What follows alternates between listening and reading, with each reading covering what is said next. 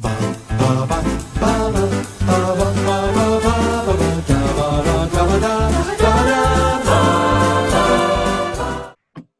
my name is Thomas Carruthers.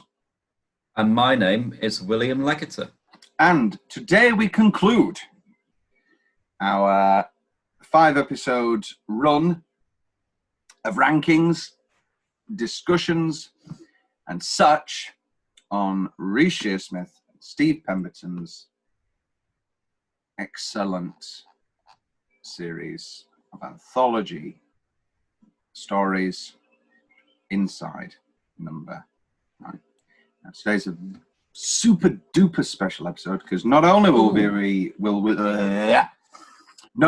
Tom get a stutter, not only will we be ranking season 5, but we will then take the top 2 episodes from each of our rankings and rank our top 10 inside No.9 episodes of all time, as according to us. I can inform us that the 6 episodes already in the 8 episodes rather. No, 4. That's a lot of numbers. 8. Yeah. The 8 episodes already in the top 10. We don't know the order yet. Are Sardines, A Quiet Night In, Cold Comfort, 12 Days of Christine, Bernie Clifton's Dressing Room, To Have and to Hold, The Riddle of the Sphinx, and The Devil of Christmas. I think that's a pretty good selection. It's a pretty good list, and we're going to add 2 more today. Now, I'm going to say, now we've talked about how season 3 and season 4 were the hardest ones to rank, but I don't think that's actually true. I think this one was by far the hardest one to rank because there's 2 real. We're not, season 4 and season 3 are 6 excellent episodes. Yeah. This is a whole new board game. Ball game. This is Cluedo. An inside No.9 board game. I don't know, what would that look like? Oh, I'd buy it. I'd play that. I'd Yeah. buy it, yeah. It's a video game. Yeah, I guess. It could just anything. Just They keep threatening this play. They need to do it, and they need to film it as well. I'm not just going to have it disappear. Because this time we've not only got 5 excellent episodes, we've also got a live special, and we've got an episode which is a real question whether or not it is an inside No.9 question. There's no question about that. But it's a very interesting debate, specifically between us 2, because of course. Yeah. Well, we're hiding it. We're talking about Death Be Not Proud, the Psychoville episode. It's a real odd one because you've never seen Psychoville. No. You still have not seen Psychoville after watching this episode. So no. You knew of the characters, though. You knew. So when the door opened, you were like, "Oh, okay, it's Psychoville." But also, you had absolutely no idea. But we will get to that. So, my number 7. You go first. What's your number 7? Death Be Not Proud. Right, that's a punt for me. And I get it. But, yeah. I understand why it's your number 7. We'll get to it. My number 7 is Thinking Out Loud. Okay. Where's Thinking Out Loud for you? 5. So it's at the bottom still, but a bit higher. We'll do Thinking Out Loud now then. We'll do it, yeah. This one for me, yeah. This is directed by Steve Pemberton. Obviously, they're all written by Steve and Reece. Yeah. An excellent cast. It's in the vein, one might say, of Alan Bennett's Talking Heads, a show that we are both going to recreate. Yeah, we're both huge fans of. Ironically, Maxine Peake is in Yes. the new series. She is doing the Patricia Routledge, Miss Fozzard Finds Her Feet, which is probably my least favourite of the original monologues. But I think it's just the monologue itself. I don't think it's Patricia Routledge as performance. It's Alan Bennett. Yeah. So, So it's six monologues. We've got Phil Davis as Bill. We've got Maxine Peake as Nadia. We've got Steve Pemberton as Galen. We've got Aina Kimbuk as Angel. We've got Reece Shearsmith as Aidan, and we have Sandra Gaia as Diana. And we eventually find out that they are all multiple personalities. I just thought the twist, I didn't guess it, but I think that's more because I was hoping that it wasn't going to be that than not actually guessing it. What are your opinions on this episode? I enjoyed it. I think it was clumsy at times. Yeah. I like the concept. I think if you're gonna do split personality or that sort of thing, I think it does it well. However, I don't like the ending scene. Yeah, I say famous. I have this weird thing where between you and me. Between you and me. Of there are multiple. Yeah, no, I love Phil Davis as Bill. I like the twist of that he's Maxine Peake's daughter and that he killed the mother. Rewatching stuff. It's great. The whole opening with the whole online dating thing with Phil. Yeah, love that. I think that's probably one of the best parts. And it gets its payoff. I love the Maxine Peake as Nadia just doing a talking heads. It's literally it's literally just a talking heads. Oh, and they live next door. It taps into a specifically Yorkshire vein of middle-aged women telling stories that is very specific and very well done. I think I love Reece Shearsmith as Aidan. That heartbreaking middle. Oh, but yeah, that's brilliant. I can say I don't like Steve in this episode. No, me neither. I think this is the first time you could actively say he was bad. Yeah, I'm saying this as if he's going to watch it. I hope he does. I hope he does too. And then they get us on board as writers. Yeah, about the creative team. But I do think this is a thing of I think I could do, because I'm guilty of it myself. I'm not saying I'm as talented as him, but I've done it myself. Of like, a famous example is in our piece of Hitler Carol, where I was like, I want to show off my Al Pacino impression. What if this ghost angel is Al Pacino? And then that didn't work, and we changed it to just Australian. I don't know how that came up. What other voices can you do? I can do a bit of Australian. I think it's quite a bad accent. Previous guest Ava, famously doesn't like Inside No.9. She hasn't watched any apart from. Hence the term previous guests. You got to like No.9 to come on. But she watched 2. So we settled down and we watched Love's Great Adventure live. And then I thought, this is a weird one to come in on. Yeah, Love's Great. And are you going to say you watched this one too? Because then it was to hook someone. Because then it was okay. Well, next week it'll be better. Yeah. And it was this. I can see why Ava doesn't like it then, if that's all she's seen. And then we tried Cold Comfort, but she was just not so. No, she just gave up after 30 seconds. She was too tired. So I know that was the one. Cold Comfort's that's the one that I start people on. Cold Comfort. Yeah. It wasn't a planned thing. It was just okay. No, it's on at 10.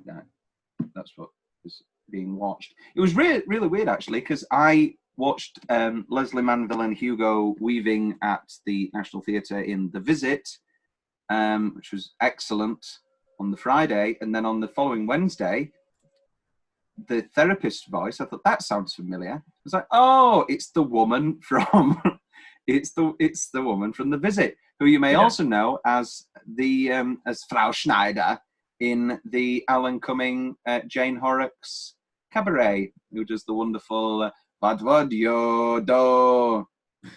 Yes, she does a lovely job.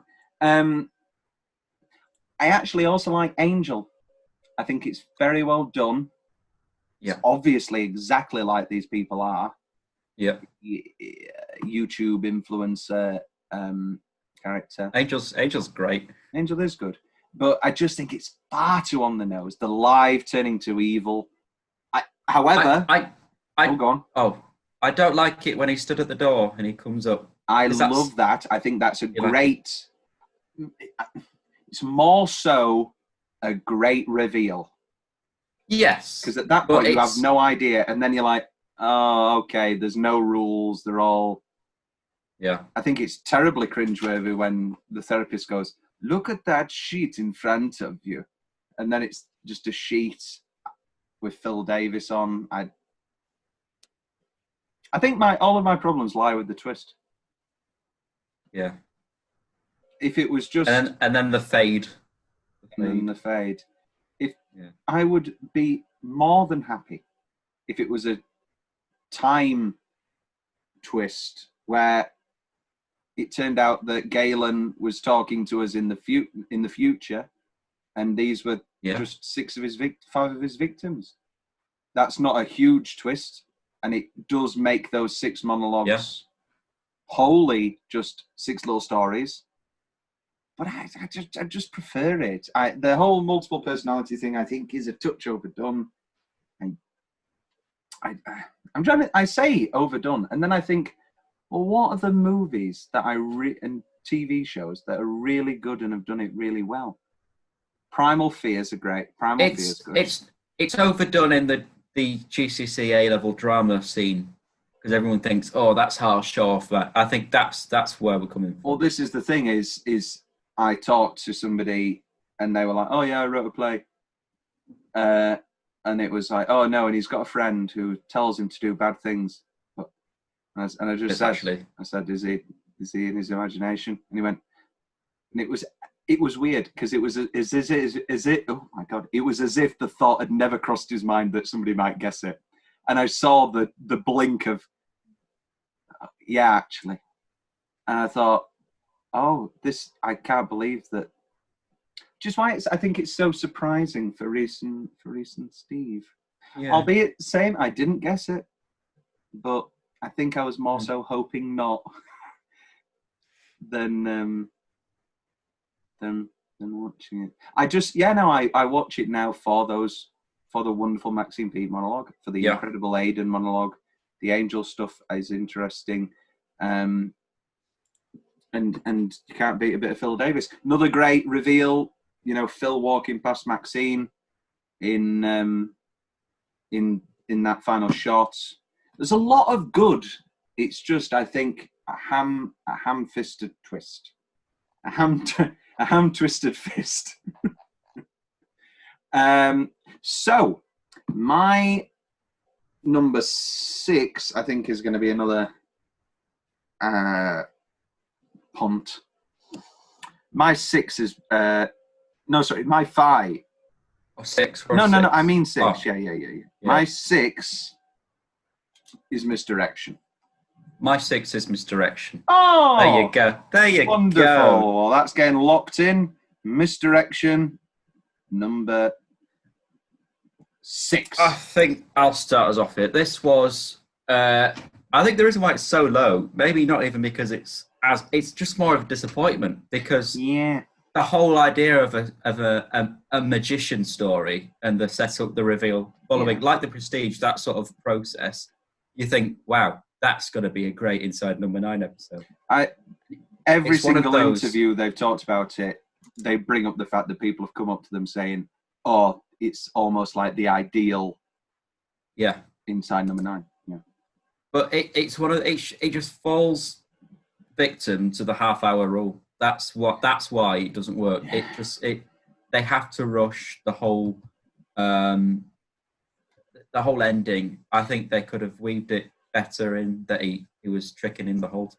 And also, I think this is another one where it's a bit obvious. There was no doubt. I know they sort of play that hand quite well. I say quite early. They play at the sort of 20-minute mark that he is the grandson of Willie. That's very obvious.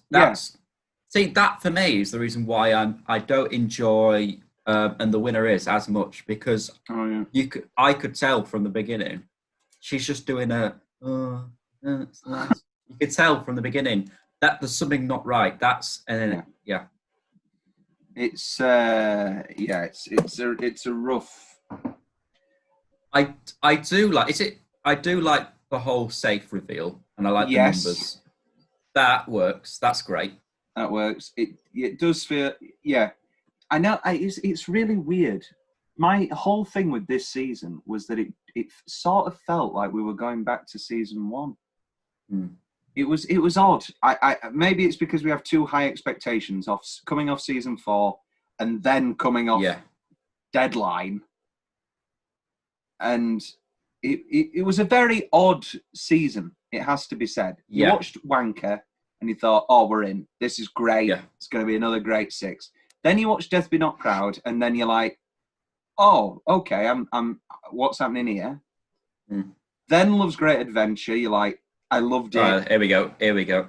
I loved it, but Where's that was the a twist? very new. That was a very. This is completely new.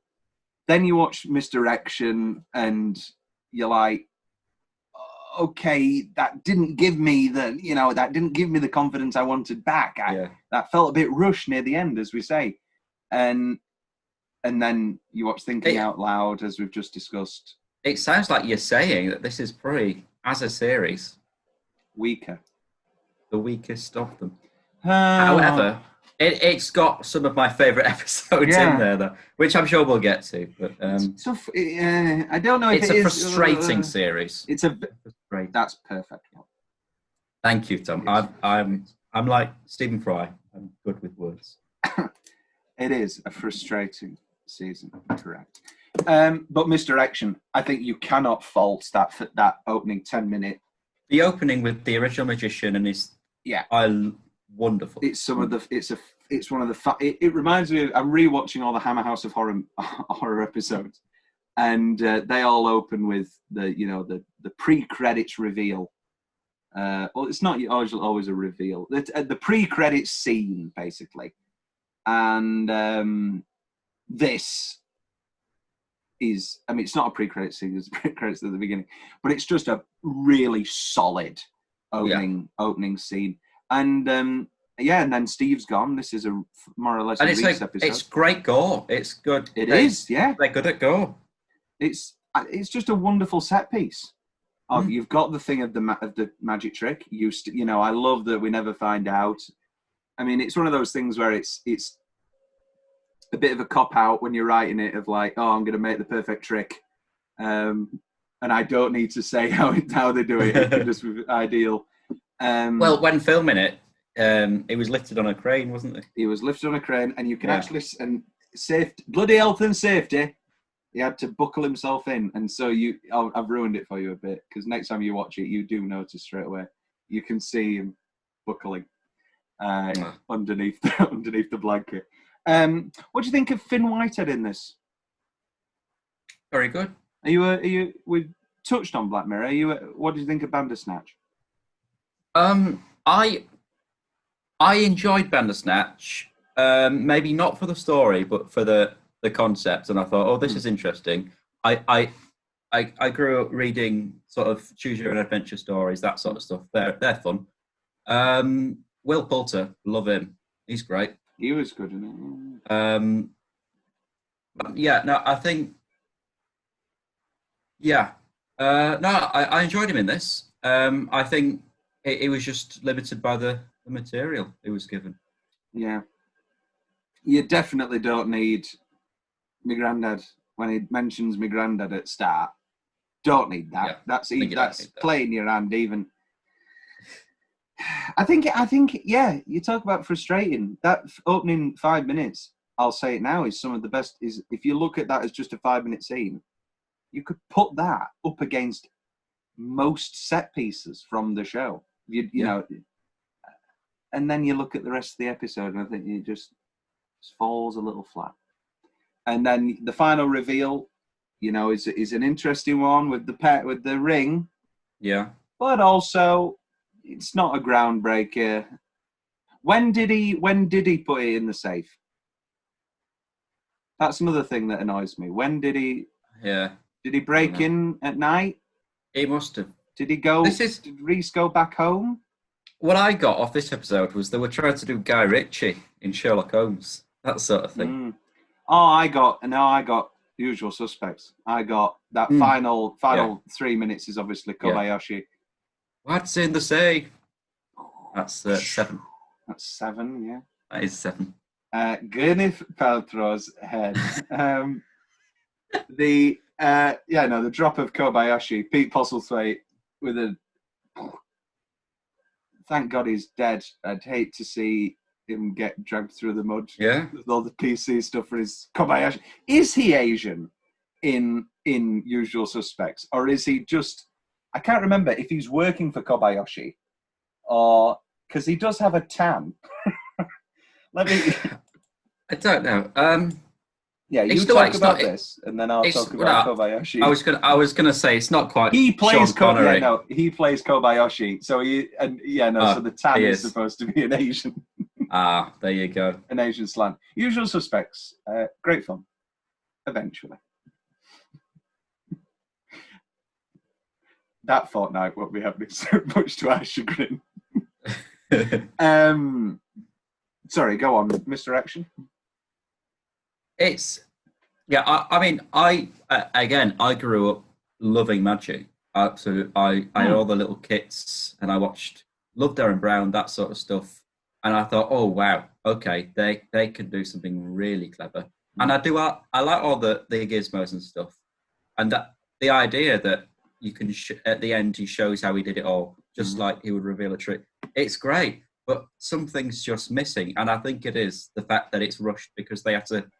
They had such a good, strong opening that they took their time with it, set it up, and then they thought, right, we've got 20 minutes now where we have to cram a whole movie's worth of stuff in. Well, previous guest and your girlfriend, Becky, but probably your girlfriend above previous guest, you'd probably rank them that way, wouldn't you? Sure. Becky sort of did do a Kobayashi mic drop moment where she was going, oh, Black Mirror's better. And I said, do you not feel like some of those episodes are just stretched so thin and they do not need to be an hour, definitely not an hour and a half with some of these Netflix ones.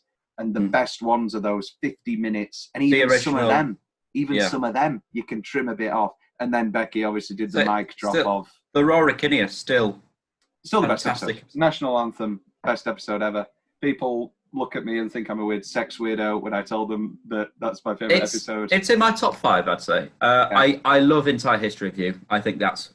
Yeah, that is good. That was supposed to be a film, when it was like that first season came out and it was still underground BBC.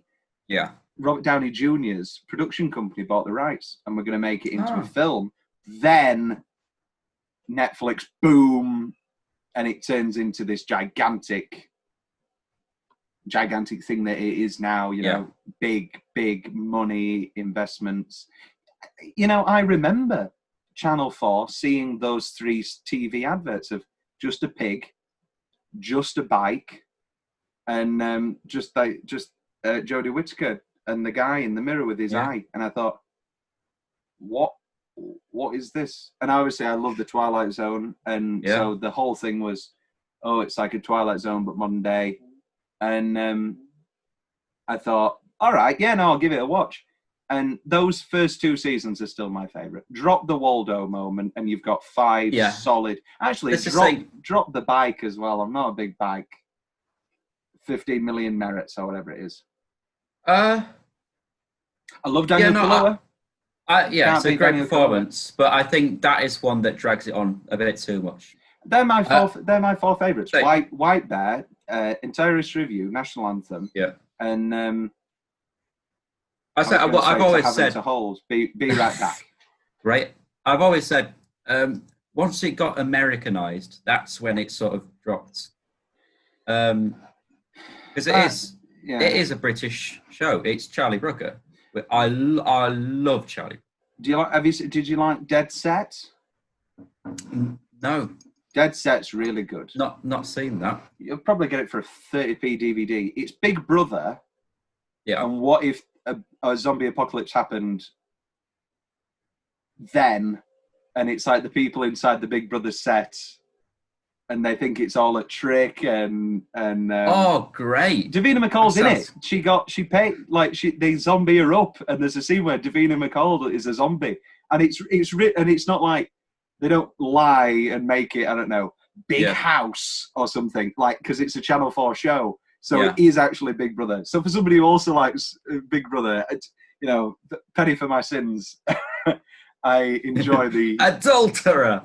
You're an adulterer. I wouldn't piss on you if you were on fire, and I wouldn't shit on you if you were on fire, dear. Who is she? David's dead. Oh, David's dead. You just told me that David dropped in a case. And then John Partridge comes out in his towel and he goes, I think we should all just calm down. You've got the wrong David, love. David is dead. It's not that David. Oh, Big Brother, you're going to have to help me now. Great. Incredible. But back to Inside Number 9. I'll always, Inside Number 9 will always be better than Black Mirror. Also, I'm noticing this rewatching Hammer House of Horror. Those are all 50 minutes, and oh my God, they are all too long.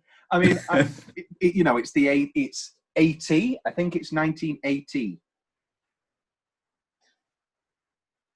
It doesn't say. Thank you very much. But part of that charm is the kitschiness, sort of looking back, the sort of Devil of Christmas, as we touched on. Yeah. That sort of it's a bit dated. I enjoy that stuff. I enjoy the dated nature of it. But also, a lot of them, the dated nature, adds to the scariness. Like in Devil of Christmas, where it's just that mask and the flash.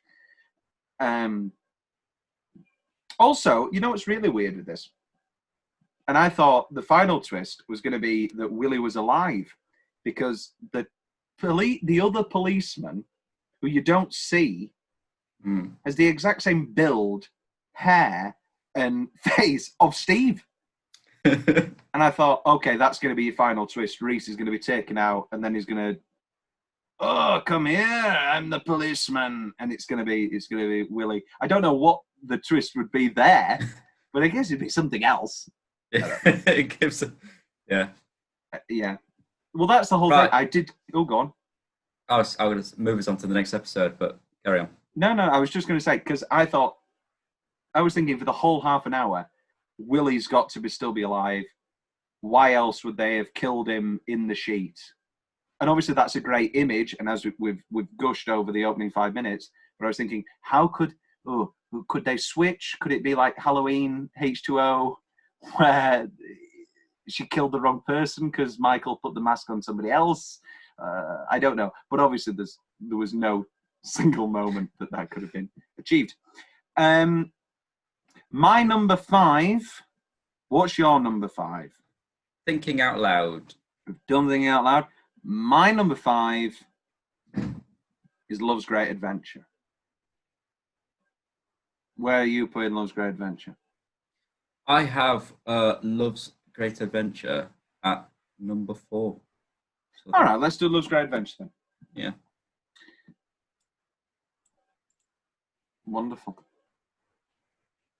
Very touching. First watch. You think, okay. Yeah. First watch was a bit flat. The whole idea, it's building for a twist, it's building for a twist, it's building for a twist, and then it just snaps to the credits, and you're like, it's been half an hour. But then you watch it back, and it's just the most wonderful character study of a working class Yorkshire family, and you see so much of your own. Well, I mean, for us, Yeah. I see things in there that I'm like, yes, that's. Oh yeah. Shut of a doubt. And I think it's pretty based on their own lives as well. Yeah. It's wonderful, and the whole.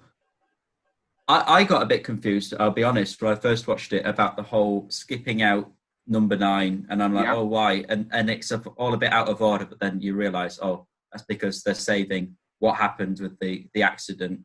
And it wasn't. And there's a reason why they skipped it, you know. Yeah. Well, it's when we were in hospital. Yeah. With Daddy. He does a good job. I mean, obviously, my change is the flossing moment, but also that's realistic. That's what a kid would do. And somebody mentions flossing. But again, I think the child is wonderful in this. We just recorded Doubt, and full of great kids. She's not a kid, but Gabby French is wonderful in this as great with the wedding with the prom dress. That's great. The prom dress. Who Reece was in Martin McDonagh's play Hangmen with on Broadway and the West End. Yeah. Sorry, as you were. That's just some outstanding performances in this episode. Pretty heartbreaking, rough stuff with that prom dress where she spends... Bit of a bitch. Yeah, she's pretty... Come on, Mia, just put it on. Just put it on, Mia. It's one of those that's a strange one. As I said, watch it 3rd time rounds, think, meh. But now, every time I watch it, I'm closer to tears. I'm positive if I watch it next week, I will cry. Especially when Reece has a cry. We don't know whether his wife has left him or whether she's died. I think it's more likely that she's died because, you know, it's been 4 Christmases. That's a great thing, because I was going to say, you don't get often when it's just Reece and Steve acting together. And that scene in the kitchen with them both, you're like, yes, I'll just have a series of this, please. Yeah. And yeah, when he has his cry, and he's very truthful, you know, and he dries it off, and he's like, he done. And it's like that when it's done right, it's gets you to the core. You're always pissed. You're always pissed. Steve does a great job as the patriarch. It's Trevor. Steve's wonderful in everything. One of my favourite. Here you go. What's your favourite day? Let's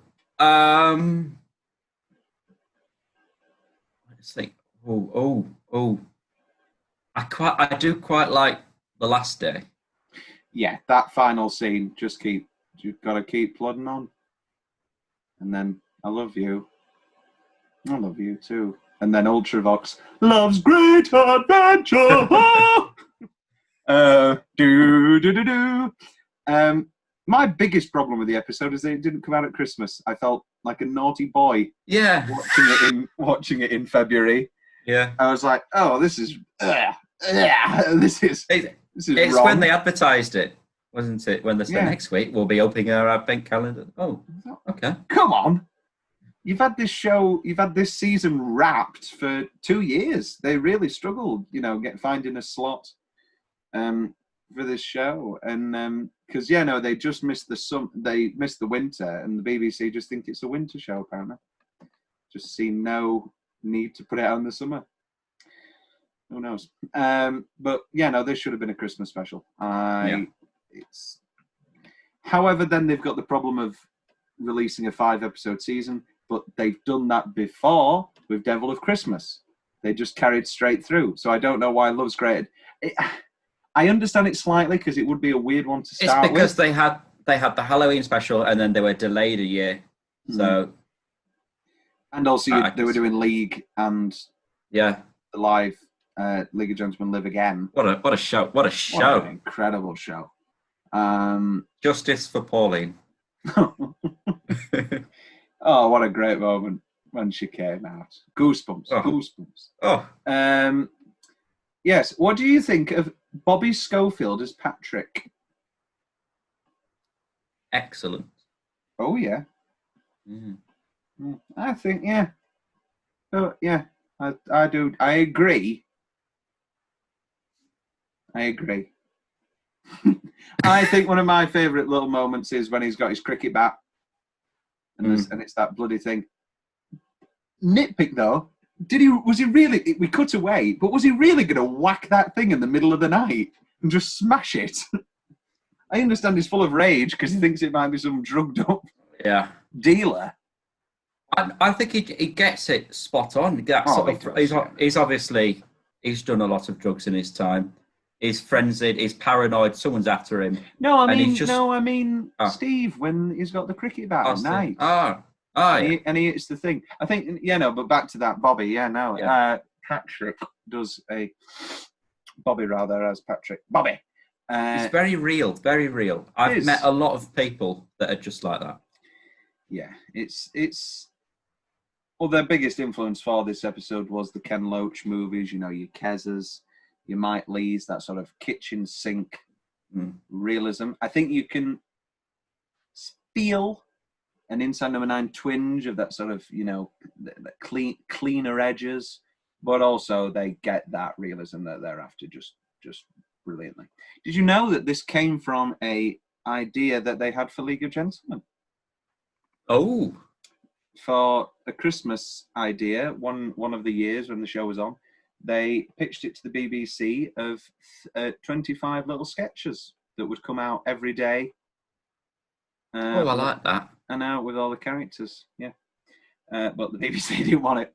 So, but we got a pretty excellent League of Gentlemen Christmas special anyway. We sure did. What a show.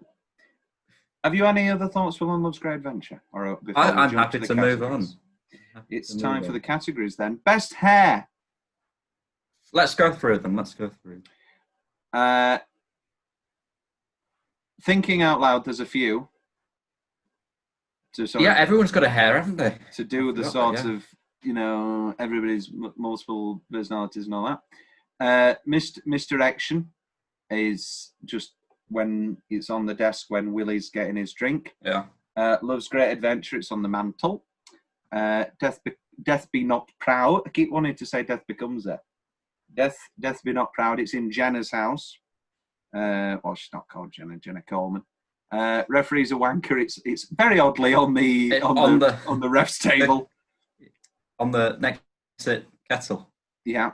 And Deadline, it's by the letters when it's completely silent and he's looking through the letters. And my favourite is Stakeout, when they have to do the old Hitchcock move of putting it in the paper as an advertisement, like Hitchcock for the weight gain thing advertisement in the movie Lifeboat. So that's my favourite. What's yours? I do like Thinking Out Loud, how everyone gets their own hair. That's a nice twist, yeah. It's reminiscent of Diddle Diddle Dumpling, where there's two hairs this time to reflect the piece. Best guest star. I've put David Morrissey. Yeah. My love of Maxine Peake. No, it's David Morrissey. No, you're right. It's David Morrissey's the best star, but Maxine Peake is the reason why Thinking Out Loud is at number 5 for me. That's why it's above Misdirection. Definitely not. That is true. However, as a... It was quite odd, actually. I love Jenna Coleman, and it was quite... It was quite... We'll get to this in Death Be Not Proud. I think it's a waste of Jenna Coleman. Do you? Yeah, I think it paid off because you really didn't see it coming. Yeah, and you were like, it was set up to be this big Jenna Coleman episode. Much to the chagrin of my ex, who was like, "They wasted her."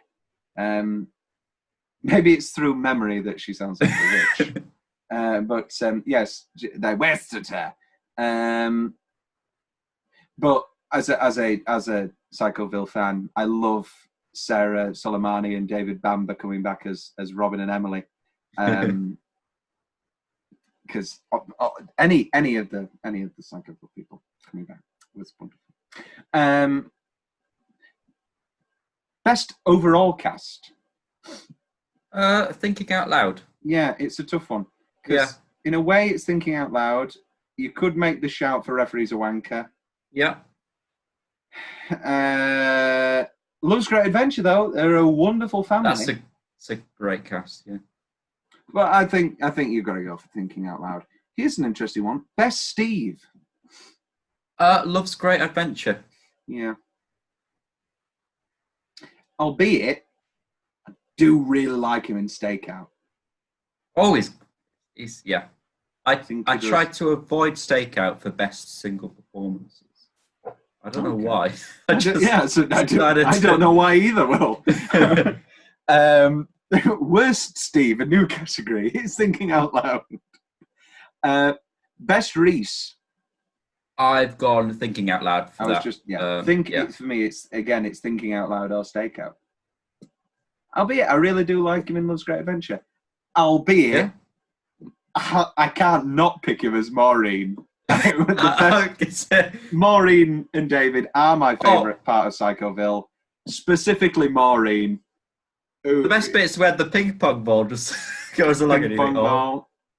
The best moment of any of a comedy show is when David tells Maureen she's got cancer and she's still got the Tina Turner get up on, and she goes, "How long have I got?" It gets me every time. It's brilliant. Best location. Best location. I love it. Oh, the misdirection magic. I was about to say that. I love it. That's another disappointment. What an incredible location. Albeit it's misdirection, yeah. The haunted studio deadline. Oh, that's great. Oh, and Stakeout. The Stakeout. Graveyard. Setting the whole thing in a graveyard. What's not to like about that? It's just spooky. That's spooky. That's spooky. Those goths, they come from Leeds. Right, back into it then. Yeah. My number 4 now is Death Be Not Proud. Love's Great Adventure. Yeah. So we haven't had. I've not missed any here, have I? That we've synced up on. No, we've only synced up on Misdirection. Yeah, and I'm happy to say we've left the best 3 till the top 3. Oh yeah, we agree on something. They're in order. Okay. We'll see. Death Be Not Proud. Now, what we'll do you first. You've never seen Psychoville. It's always been on your list. No. Yeah. You've watched a bit, haven't you? And you were like, oh, it's not my favorite. You gave up, didn't you, one time? Yeah.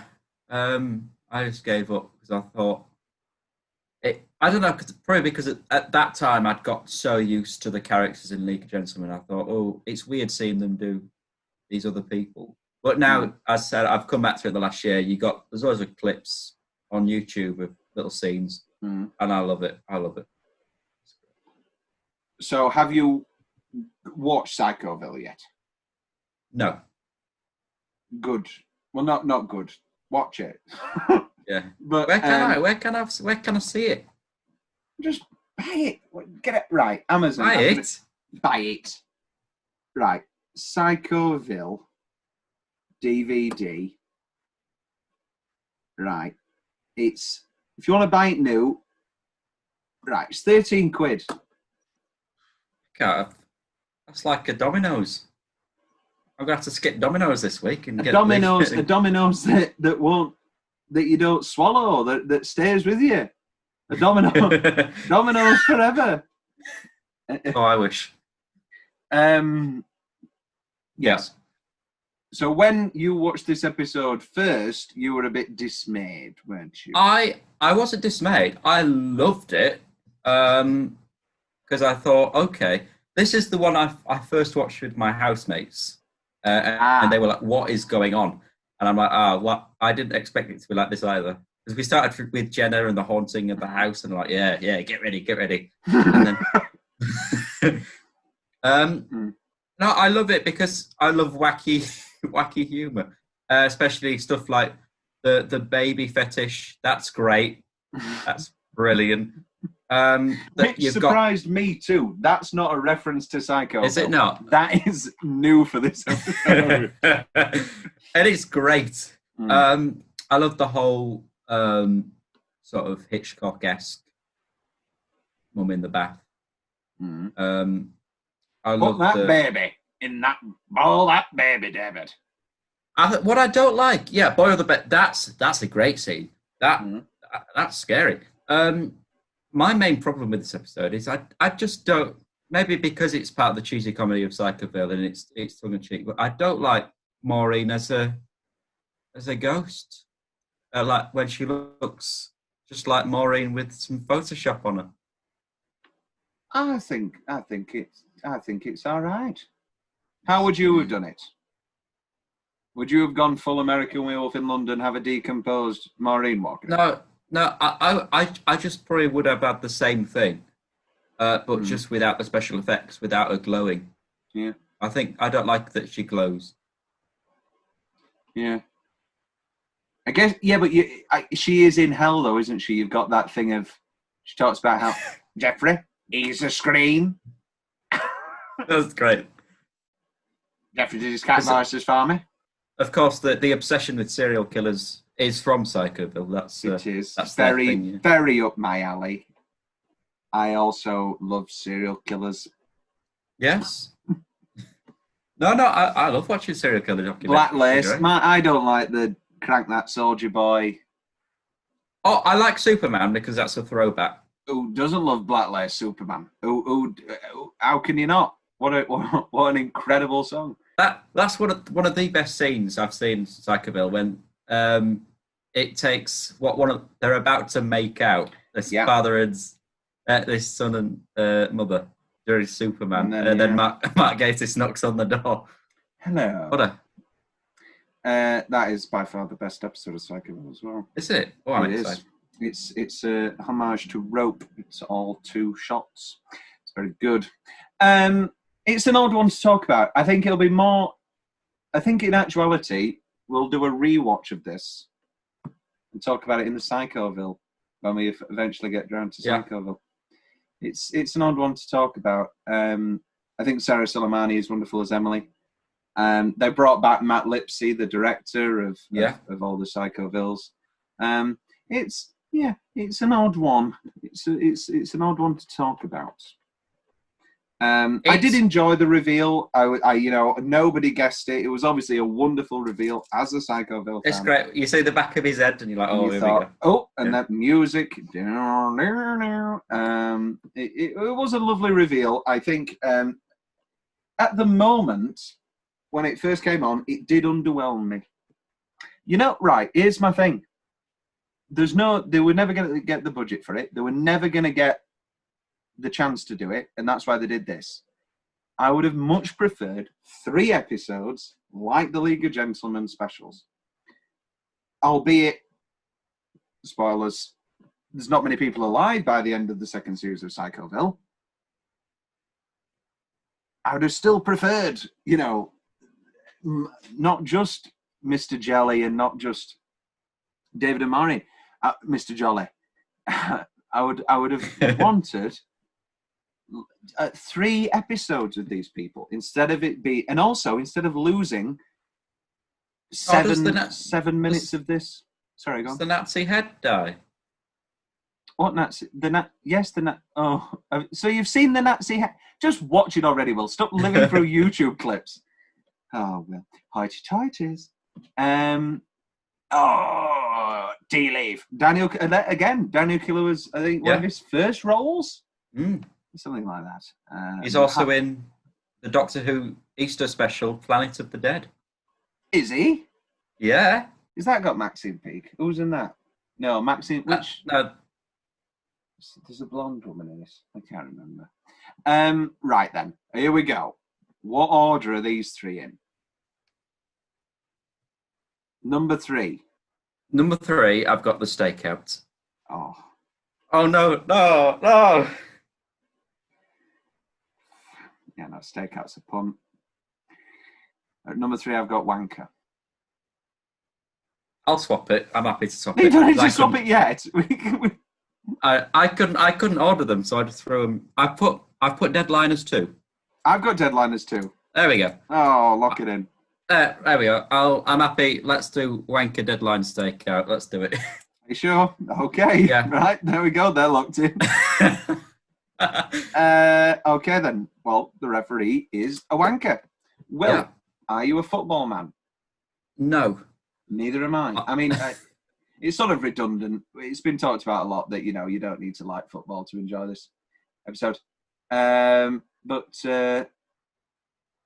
yes, what did you think of the referee? Loved it. Loved it. Yeah. Well, it's a great opener. It is. It's exactly what you know. That's what was so frustrating. Yeah, because we went in with this. David Morrissey is exceptional. It's just so it's got the right amount of twists for Inside No.9. It does. Got a real goosebump moment with "Can I Kiss You?" Don't see that one coming at all. No, you don't. That's out of the blue, isn't it? It is indeed. You've sucked my cock for the last time. What a line! And that's another goosebump moment. What's what was it? There's a slip up of a line he says, and it's a funny pun. When you leave and use the back entrance, back exit. No, another one. Who? I forgot who it was, but it's like a pull off sort of play up on that sort of thing. I've forgotten now. It's going to annoy me. But no, it's just very. I sure will. It's just a very well written episode. Ralph Little's excellent. Dippo Ola as Calvin Cook is excellent. Steve Spears as Mitch the whatever he is. He's great in everything I watch him in. He's Big School, great in that. Yeah, Big School. I was just going to say he was the good part of Big School, wasn't he? I love Big School. That came and went, didn't it? Yeah, that was real. That really. You know, it had two series. It did. Did it? Did well for it. Yeah, two. They're both on Netflix, I think. Oh, it can stay there for me. What? It was Steve Spears and Philip Glenister were the best part of Big School. Naturally, Philip Glenister's. I was just going to say, why hasn't Philip Glenister been in one? But he has. He's been in the bill. He has. Here's a question, Will. Oh. Who do you want to see in future seasons? Because they seem to be pretty firm on the rule of not crossing over. I want to see Mark Gatiss. Yes, we've always said this, haven't we? Yeah. They might be holding him for the finale. I think it'd be more apt if the finale was just another stakeout with just them two. Yeah. I don't know. It's an odd one with an anthology show because how do you... Well, that's the thing. Well, if we could just quickly go back to Have Not Be Proud, that one. Does this mean they're opening up, sort of connecting the universes? Because now Inside No.9 happens in the same universe as Psychoville. I don't... Yeah, but Inside No.9, every episode of that is its own universe because Steve and Reece are in them all. That's very true. I don't think you've always wanted them to do a League episode. I never have. I have wanted them. I've just thought, does this mean that they're going to connect them? I think the Psychoville episode came from the fact that they were cut short. That they wanted a third season of Psychoville, and so they had all this that they wanted to put down. I think, and it's pretty clear, I think, from the live show and those anniversary specials. I think we're done with League of Gentlemen, at least for the foreseeable future. The Psychoville episode clearly came from the fact that they weren't given a third season, which they wanted. Go back to people I want. I really want to see David Tennant in an Inside No.9 episode. Yeah. Michael Douglas. I love Michael Douglas. Jack Nicholson. Yeah. I mean, I'd have anybody, in one of the... Has Miranda Richardson done one? No, that'd be good. Oh, that would be very good. Oh, yes. Oh. Oh. Oh. I'm down, William. Miranda Richardson.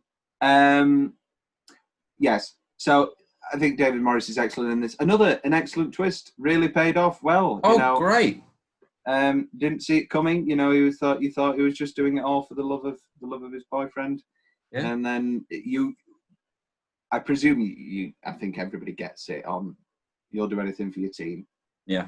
But I think that's slightly odd that you clearly get it on you'll do anything for your team and the music changes and then they reveal the tattoo as if it's a reveal. Yeah. However, on multiple watches, you're like, oh, no. This is just the great closing moment, especially when he goes, yes, and you hear the cheer. And... Yeah, see, like, when I first watched it, I didn't expect that. I thought it was going to pan to, like, him looking in the mirror, and he could see, like, one of the cubicles open, and there's, like, his boyfriend were dead in something like that. I thought they'd do something like that. Yeah, I guess. Have the exact same ending as Death Be Not Proud? Yeah. To back. Yeah, what an episode. What a great the bit where he pulls Reese's trousers down. Aye, that's good. Any trouser gag's good. Will, do you have anything else to say about the referees one? Excellent. It is excellent. Number 2. Let's go back. Let's do it. Let's go back to the 28th of October 2018. Me and Will, very excited for this live episode. You know, it's been bigged up for a while now. We are tremendously excited. We've followed all the press. When Arthur finds an old mobile phone in his local graveyard, he makes the mistake of trying to contact the owner, but some mysteries are best left unsolved. And as Halloween draws near, Arthur is plunged into a nightmare of his own making. Thought, sounds excellent. Sounds like a typical spooky, a little bit spooky inside number 9. It's going to be live. I hope it goes well for him. It's going to be excellent. I can't wait. Turn all my lights off. I settle in. I'm like, I'll message you up. Here we go. I've just shit myself now. You know on IMDb, when the photos keep scrolling past? Yeah. The spooky woman at the window just came up and I hadn't noticed. And I looked over and I just shit myself. The episode fails. Hello. We are now going to come in and we apologise. We're going to show a rerun and we hope you enjoy A Quiet Night In. And it starts up. Now, we are diehard Inside Number 9 fans. So, I'm speaking for both of us. Did you notice that the music was going wrong? Oh, absolutely. Good. I didn't want to just. So, who do you think I am? I know. I got qualifications in music. So. We did, however, both fall for it wholeheartedly, and then. Yeah, no, it started going wrong. You think, and you just feel so sorry for them, and they try again, and you think, come on, and then Quiet Night In, and you're like, I guess that's it. I guess we'll just rewatch Quiet Night In, and it goes on just long enough that you don't turn over. That you don't turn. That people do turn over. They did lose 15% of the watching crowd. And you go, wait a minute, that music. And I go, that's not the right music. And then Steve's not there when the lights come back on. Yeah. And then there's this old woman in a sheet, in a dress. Oh! One of the most terrifying moments I have ever seen on a television. I jumped up, flicked all my lights on, checked my toilet and closet. Astounding. How they pulled it off, I will never know. This is another thing. We sort of neglected to note that they really pulled off the Psychoville twist. There wasn't even an illusion. You know, there wasn't even there were a few clues of like, The Death Be Not Proud is the poem that in the series that he reads to her when he dies, which they recreate in the episode. They pulled it off incredibly. And speak about your experience more with this episode. Probably the same level of fecal matter shooting out. And you know what the best part about this episode is? What? We always said it won't be as enjoyable. And in a way, it never can be, because it has lost that initial thing. Yeah. However, as a rewatchable episode now, I still love it. I think it's flawlessly executed. Those harsh static shots, spotting the ghost each time. Looking out for the that's scary. It's what they do in The Haunting of Hill House. They've always got a dead person standing in the corner, just like out of focus, to get your mind thinking. And my mum fell for it, and she'd recorded it. She thought she'd recorded an error.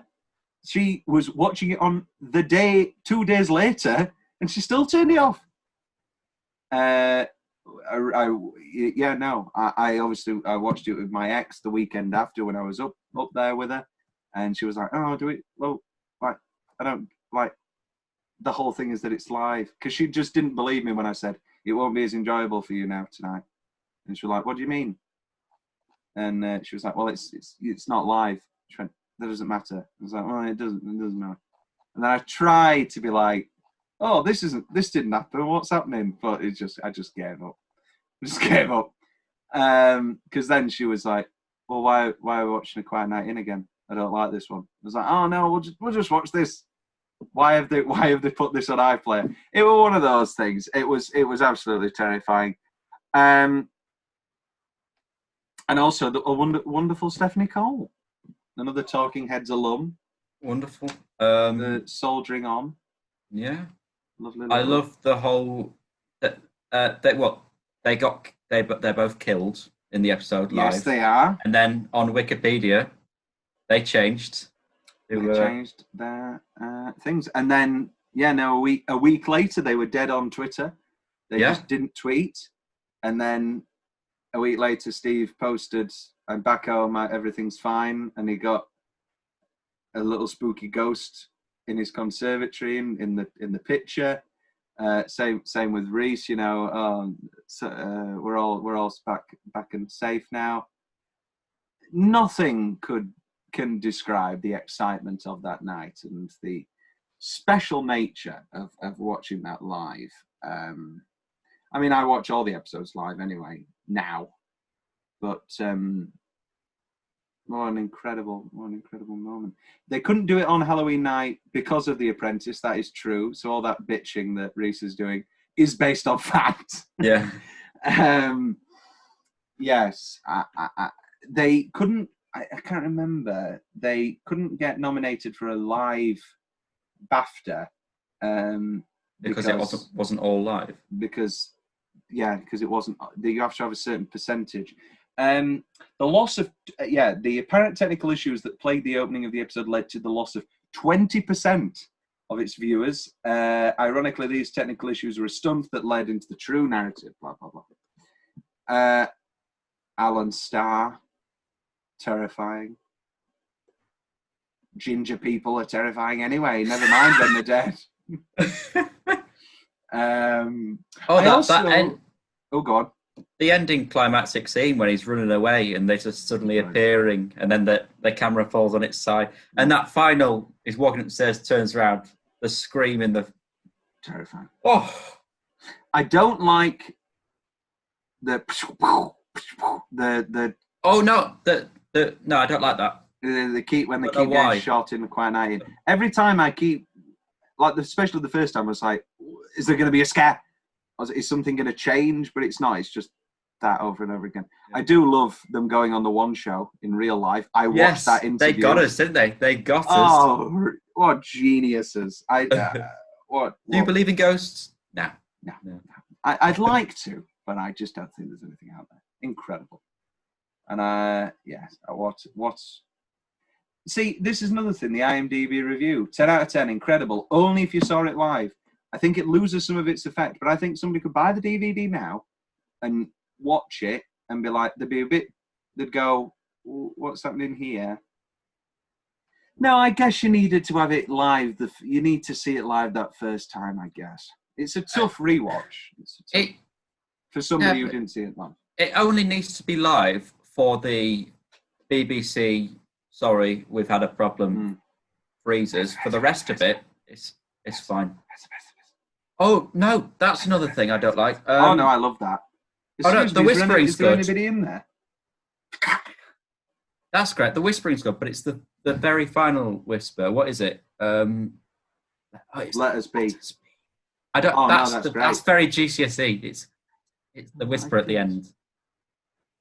I love the interaction of real clips. I love the Most Haunted. Oh, I love the Bobby Dapper. Bobby. The Bob. That was great with Jim Bowen and what's it called? The one who tap dances. He's on the. No, and he's on the extras Christmas special. What's it called? It's not. Is it Lawrence Llewellyn Bowen? No, it's not Lawrence Llewellyn Bowen. The extras, the Christmas special. Yeah, wonderful hour and 24 minutes. Lionel Blair. That's it. That's it. And he's tapping about, and then the. Pardon me. And yes, no, that great. Yes, no, doing it again just to annoy you. I'm not doing it. You've only just realised you've been doing it for the last 20 years. Yes, indeed. What? And then the real news footage of the Jewel of the Crown getting all burnt down. Yeah. Granada Studios hosted the costumes and sets for the Crown epic, the $1 million budget, the Jewel in the Crown. I've not seen. Did it get reshot and remade, or did they just give up? Jewel in the Crown. I don't know, actually. I don't know. Who knows? Could be. Who knows? Will, do you have anything else to say about Deadline? Excellent. Terrifying. This is them apologising for the harrowing. Really? No, because that from if you discount Devil of Christmas, that was their big horror episode. Yeah. And then they did this, and you're like, well, we know from League of Gentlemen they can do horror very well, and this is it. This is at their scariest. Indeed. Now that I've bullied you, number one is The Stakeout. Hey. Now, I have only talked to people who think the final vampire reveal is brilliant. Apart from Becky. Now you see, this is me. This everyone is I me. talk to. Bad film. Very, very bad film. Everyone I talk to really doesn't like the vampire twist, but I think it's exceptional. It is. This is why, I apologise for putting Stakeout 3. It's at number one. When I first watched this series, at the end I thought, what was my favourite episode? Stakeout. Loved it. Great. The whole twist at the beginning, you think, okay, we're waiting at some point for Reece to get murdered. We're waiting for it because he's very obviously had his throat slit, just like the case they're trying to follow. And then the fact that it's just him, it is meal. Oh, it's so good. But the clues are all there. This is what Misdirection was trying to do, trying to weave, this is how I did it. It's all there. Yeah. It's a wonderful rewatch. It's almost painfully obvious on a rewatch. Yeah. Even from the title, The Stakeout. I mean, come on. It's painful almost to watch. But it's brilliant to watch. But at the crux of it, it's an excellent two cops having a lot of conversation story. Yeah. We are very intrigued by this Dobson. We think that maybe, I was fully invested with this angel dust subplot. Yeah, no, you thought the whole time you were waiting for the killer to knock on the window and get him. And you're thinking, oh, where's he going to come up? No. No. No, wrong. This is not what this is. This is vampires. And I love a good vampire. What's your favourite vampire piece of media, Will? This is up there. Young Dracula, CBBC. What a show. Oh, yes. I'm a sucker for Interview with the Vampire or Bram Stoker's Dracula. I love both of those. But this is just great. This is just the fortunately, unfortunately scenes. Oh, this is one of those episodes where it's just so good. I know we're going to get to the ranking in a minute, but I think this is like Once Upon a Time in Hollywood with me for Tarantino. I know that Once Upon a Time in Hollywood is my favourite Tarantino film. Yeah. But I think I keep saying I think I need to give it a few more years. But I don't. It's my favourite now. This isn't my favourite. But I'm pretty sure of its ranking. And it's one of those things of like, oh, well, is it that? Like, no, yes, it is. Just admit it. I thought I had it. When we saw Dobbo again, I thought it was zombies. Yeah. Oh, did you? I never suspected paranormal until the final vampire. No, which is a great feeling of being shocked. Yeah. Because I hate second guessing inside No.9. I want to be completely shocked. Yeah, I do. I get no enjoyment out of guessing a twist. I think, which is my biggest problem with thinking out loud. I was like, it's multiple personalities. And that just took all of the joy out of the watching of the show. Whereas with this, I only guessed the zombie thing when you saw Dobbo on the screen again. I was like, that's not a vision. That's him. He's a zombie or something. But I did not guess vampires. Here's a question. Is the second, what are these the top 5 tropes of? Is that a bit on the nose? I wouldn't have expected that question coming from you, someone who loves a bookend. No, it's not that I don't love the bookend. I have no problem with it being the TV tropes again. I have a problem with it needs to be, for me. I like it. Then he says it because there is a moment. Oh, you mean when he's speaking through it? No, stab, and then you have the voiceover. And then not the voiceover. No, not the voiceover. I mean, stab, then, what are you doing? What are these the top 5 tropes of? Blah, blah, blah, blah. And then he says all the vampire stuff. Whereas he says all of the vampire stuff, and then he's like, what's happening? What's happening still? And I mean, I guess you'd still be in a state of disbelief if a vampire sat in your back seat. But just for me, it needs to be. It feels a bit like a Bond villain going on and on, whilst he has the chance to kill. I love the pulsating neck in the mirror. It's great. It's great special effects. It is. It's wonderful stuff. So this episode came about because they had the scripts for all 6 episodes, and there is another episode which was too expensive, which was their original 6th, and so they got rushed and had to write this, and it just started off with they wrote this rushed. I know. There you go. I know, and it started off with what is cheaper than 2 people in a car, and they'd always wanted to do a vampire story where the twist is the vampires, where the whole thing you don't realize you're watching a vampire thing. Yes, what a great. So here's a question. Here's Tom's big question, which we don't usually do on these shows. Is Steve dead, or is Steve becoming a vampire? Steve's becoming a vampire because he says, "Feed my child." It's not it should, because for me, I think he's getting eaten there. Oh yeah, he's not being converted. Because I think the line would have been, "Come, my son. It won't be long. You'll be a vampire soon." But better. But This is why you don't write for This is why I don't write for Insane. No, but it would be like, come, my son, your time is now. Instead of it's feed my child. Yeah, a feast. You make a good point. Many feast comes. I love Steve's there's such a pain.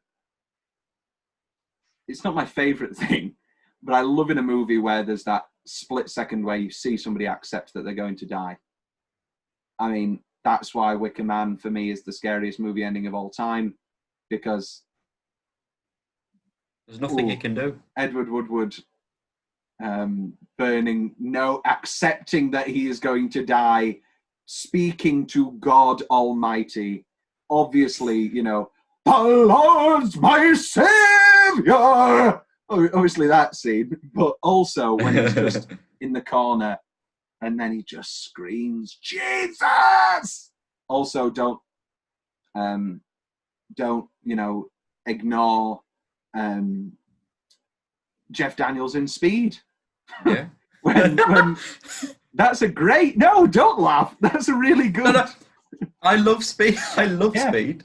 I love Speed too. Here's a question. Seeing as you, Mr. I love Jeff Daniels, but I want to shit on him every time. What do you think of him in Speed? He's good in Speed. There we go. What was he was in? I was watching him in the other. In Terms of Endearment, he was in Heartburn. No, he's in a sci-fi one. Oh, Looper, that's it. Is the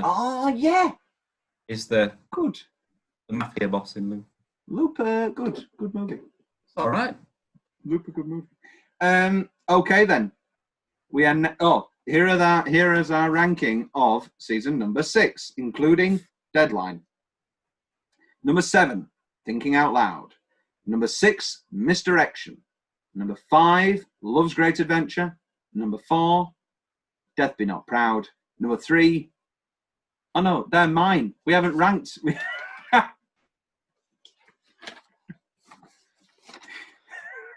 Let's rank it now. Let's have the Death Be Not Proud conversation. Right. What are we doing with it? I'll put it at number 7.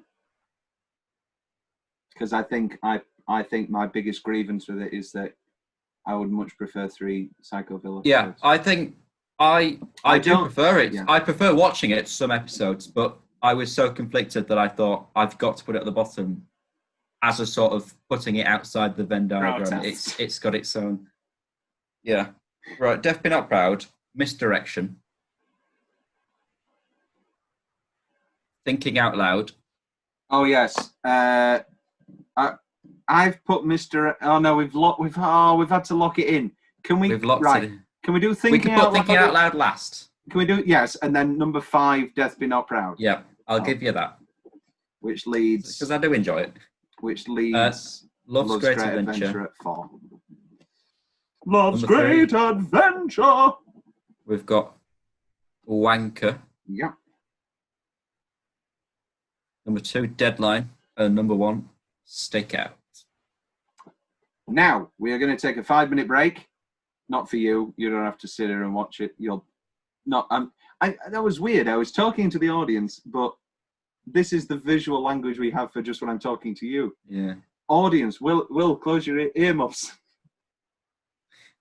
5-minute break. We're going to rank top 10 episodes of all time. So, Will, if you bye. Bye.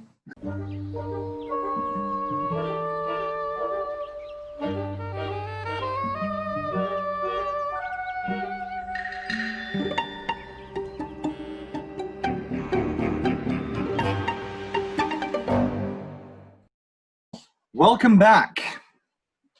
We now have our rankings. So we've discussed the episodes, and now it's purely a matter of battle to the death. Same rules as before. If we have something in the same slot, it gets locked in. Will, what's your number 10? I put Riddle of the Sphinx. You put your favourite episode of all time at number 10? Yeah. Oh my word. I put A Quiet Night In at number 10. It's 9. My number 9. Oh. So, well, that means I'll we'll put Riddle above. Yeah, We'll put I'll Riddle bump above. Sphinx. Right, there we go. We've got Lovely. 2. This is going well. We've got 2 They're locked in. Locked in. Locked in Right. already. So basically, we're just going off my ranking. Quiet Night in at 10 and Riddle of the Sphinx at 9. At number 8, I have 12 Days of Christine. I have Devil of Christmas. Okay. Okay, we'll keep going. We'll see what. How are we going to do this? Number 7, I have To Have and To Hold. I have To Have and To Hold at number 7. Oh, lock it in. Locked in. Number 6, I have Deadline. Cold Comfort. Okay. Number 5, I have Devil of Christmas. Deadline. Number 4, I have Stakeout. Stakeout. Oh, there we go. There we go. At least we've got. We're all right. Number 3, I have Cold Comfort. Christine. Yeah. 2, Bernie. Oh, Will. And number 1, Sardines. Okay. Sardines, yeah. Right. So order what we've got, right? I've got Cold Comfort at 3, and then you've got Christine at 3. I'll give you Christine at 3. You give me Cold Comfort at 5. Yeah. Okay. Which knocks Deadline down. I'm fine with that. Okay. I think that's all right. Yeah. So Deadline at 6, and what does that leave? Ooh, Devil of Christmas at 8. That's where I've got mine. Is it? Okay. Well, we can swap Devil and. I'd feel better with Deadline. Devil of Christmas at 6, Deadline at 8. Yeah. Okay. And is that it? Do we have an official ranking? We now have an official Carruthers, Leggetter, and whoever ranking of Inside number 9. At number 10, A Quiet Night In. At number 9, The Riddle of the Sphinx. At number 8, Deadline. At number 7, To Have and To Hold. Number 6, The Devil of Christmas. Number 5, Cold Comfort. Pardon me. Number 4, The Stakeout. Number 3, The 12 Days of Christine. Number 2, Bernie Clifton's Dressing Room. Number 1. And number 1, pardon me, Sardines. Will, it's been an absolute pleasure playing with you tonight.